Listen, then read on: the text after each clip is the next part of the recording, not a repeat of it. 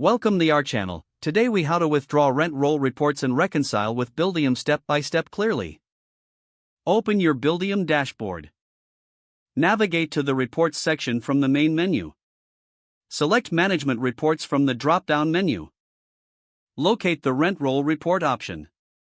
Click on Rent Roll to open the report parameters. Choose the desired date range for the report. Select any additional filters relevant to your property or units. Click on Run Report to generate the rent roll. Once the report is displayed, review the information for accuracy. If necessary, download the report by clicking on the download icon. Save the file in your preferred format, such as PDF or Excel. Open your accounting software or spreadsheet application.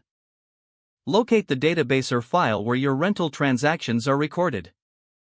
Prepare to reconcile by ensuring all transactions are up to date. Begin by comparing the tenant and unit details from the rent roll report to your records. Identify any discrepancies between the two sources of information. For any discrepancies found, investigate their origins. Check for late payments, vacancies, or incorrect charges.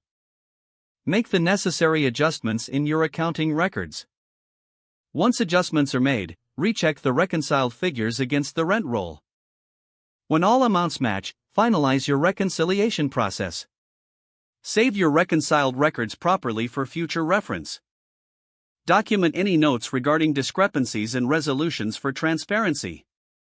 If the page does not load, refresh the browser or try again in a private or incognito window.